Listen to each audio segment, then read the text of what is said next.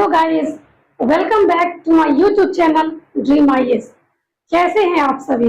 जैसा कि आप सभी जानते हैं कि रूस और यूक्रेन के बीच युद्ध की स्थितियां आज भी लगातार बनी हुई है। हालांकि थोड़ी कमी तो हुई है, लेकिन लगातार स्थितियां बनी हुई हैं।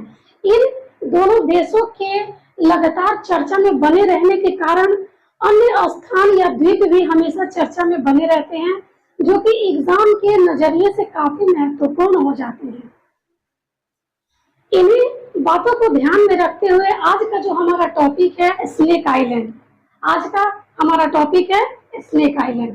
स्नेक आइलैंड जो कि ज्योग्राफिकल मैपिंग, आईआर यानी इंटरनेशनल रिलेशन, इन सभी मुद्दों से कोरिलेट हो जाता है। इसलिए ये यूपीएससी के मेंस टॉपिक में जीएस पेपर फर्स्ट और जीएस पेपर थर्ड के लिए काफी महत्वपूर्ण हो जाता है। हालांकि चलिए चलते हैं आज के हमारे नए करंट अफेयर के टॉपिक की तरफ, जिसका नाम है स्नेक आइलैंड। स्नेक आइलैंड को यहाँ लाने का मकसद एक ये था कि ये स्नेक आइलैंड जो था वो दो कारणों से चर्चा में था। पहला कारण तो ये था कि यूक्रेन ने इस आइलैंड पर, जो स्नेक आइलैंड है, इस पर दोबारा कब्जा कर लिया है। दोबारा कब्जा करने का मतलब यहाँ क्या है कि इस पे एक बार पहले भी यूक्रेन ने कब्जा किया था, जिस पर आज से कुछ दिन पहले यूक्रेन ने दोबारा कब्जा कर लिया है। ठीक है। दूसरा कारण ये है कि पश्चिमी देशों द्वारा यूक्रेन को दी गई मिसाइलों का उपयोग करके इस द्वीप पर यूक्रेन की सबसे बड़ी सैन्य सफलता मानी जा रही है।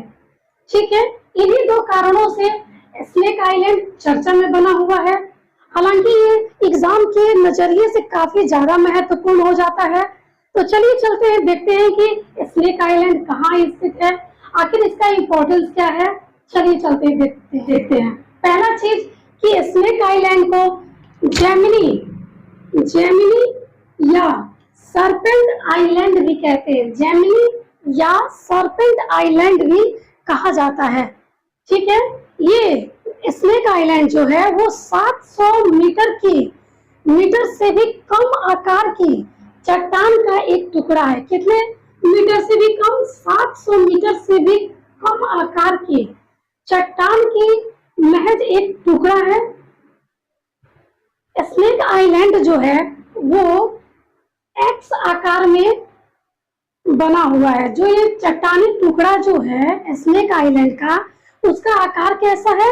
तो कैपिटल एक्स की तरह उसका आकार है। अगला जो हमारा टॉपिक है, जो की पॉइंट है, वो है कि स्नेक आइलैंड काला सागर के डेन्यूब नदी के मुहाने के पूर्व में एवं यूक्रेन के बंदरगाह शहर ओडेसा के दक्षिण पश्चिम में स्थित है। स्नेक आइलैंड कहाँ स्थित है? तो ये काला सागर के डेन्यूब नदी के किनारे पूर्व में, यहाँ पूर्व में, और यूक्रेन के बंदरगाह शहर जिसका नाम ओडेसा है, उस शहर के दक्षिण पश्चिम में इसकी स्थिति है। ठीक है।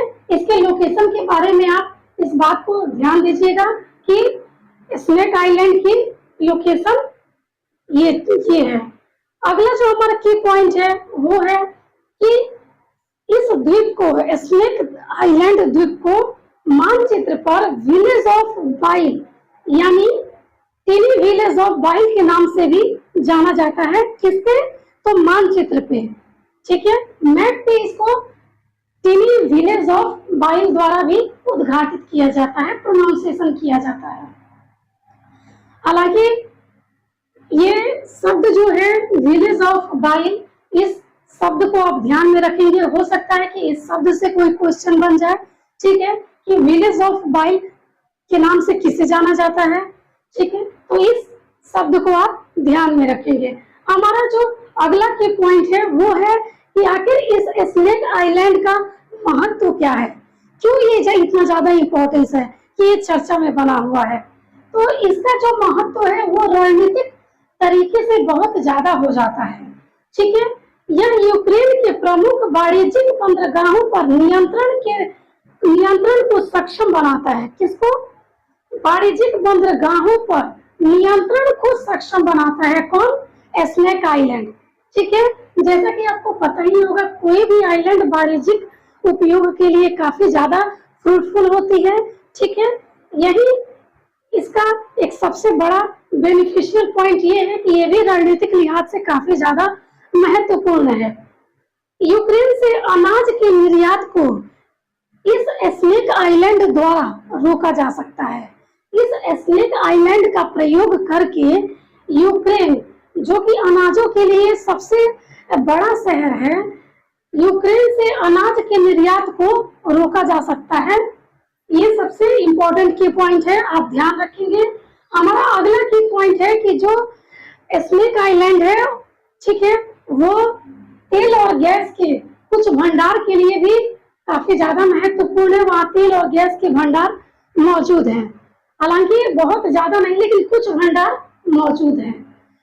इन्हीं सारे टॉपिक से लगा हुआ हमारा एक टॉपिक चर्चा में भी बना हुआ रहता है, और इस टॉपिक के कारण काला सागर जो टॉपिक है वो चर्चा में आ गया है। ठीक है, तो चलिए चलते हैं, देखते हैं कि काला सागर से संबंधित यहाँ कुछ टॉपिक हमारे लिए क्या इम्पोर्टेंट है। जैसा कि आप सभी जानते हैं कि 2014 के बाद से, जो 2014 में क्रीमिया संकट जो आया था, उसके बाद से रूस जो है वो काला सागर बंदरगाह पर अपनी पकड़ बनाने के लिए लगातार प्रयासरत रहा है। ठीक है, लेकिन अभी तक सफलता हालांकि हासिल नहीं कर पाया है। ठीक है, आइए चलते हैं, देख लेते हैं कि काला सागर आखिर क्यों इम्पोर्टेंस है, यहाँ पे क्या इम्पोर्टेंस है उसका यहाँ पे। तो काला सागर जो है वो अटलांटिक महासागर का ही एक समुद्री विस्तार है। क्या है? अटलांटिक महासागर का ही एक समुद्री विस्तार है। यह एशिया और यूरोप महाद्वीपों के बीच स्थित है। काला सागर कहाँ स्थित है? तो एशिया और यूरोप महाद्वीपों के बीच स्थित है। हालांकि जब भी आप ये टॉपिक देखेंगे या फिर पढ़ेंगे तो अपने मैपिंग वाली बुक को हमेशा साथ रखेंगे, ताकि आप काला सागर से लगे सभी सीमाओं को समझ सके। काला सागर कहाँ स्थित है, ये डेन्यूब नदी जो भी चर्चा में आखिर इसके कारण बना हुआ है वो कहाँ स्थित है, इसकी लोकेशन कहाँ है, स्नेक आइलैंड का जो मतलब स्थिति है मैप पे वो कहाँ है। ठीक है, इन सभी को आप कोरिलेट करना और देखना कि मैप पे इन सब की स्थिति कहाँ है। चलिए ठीक है, ये तो रहा आपका काम।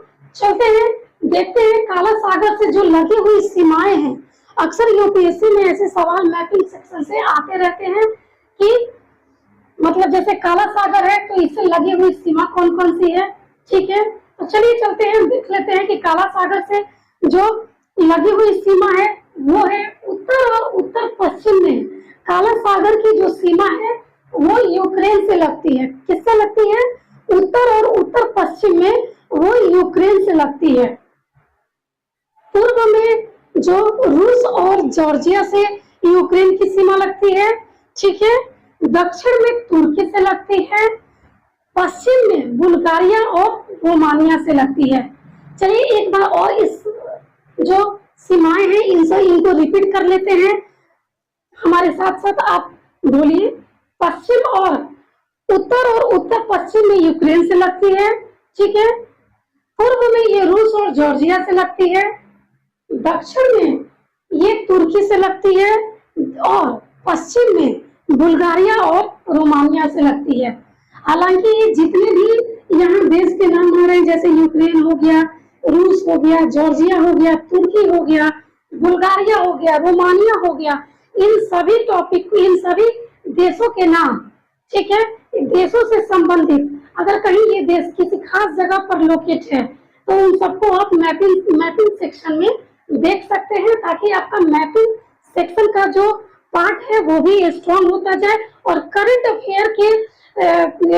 अफेयर के नॉलेज से वो भी स्ट्रॉन्ग होता जाए। ठीक है, काला सागर जो है वो बॉस्फोरस जल संधि के जरिए मरमरा सागर से जुड़ता है। किस सागर से? मरमरा सागर से जुड़ता है। बॉस्फोरस जल संधि के जरिए मरमरा सागर से जुड़ता है। अब यहाँ एक वर्क आपका और भी बढ़ गया कि आप देखेंगे कि बॉस्फोरस जल संधि और मरमरा सागर के बीच काला सागर जो स्थित है वो कहाँ स्थित है। ठीक है, ये बॉस्फोरस जल संधि अगर स्थित है तो मैपिंग सेक्शन पे आप इस चीज को देखेंगे, मरमरा सागर को देखेंगे, ताकि आपका करंट अफेयर के नजरिए से मैपिंग सेक्शन भी तैयार होता जाए।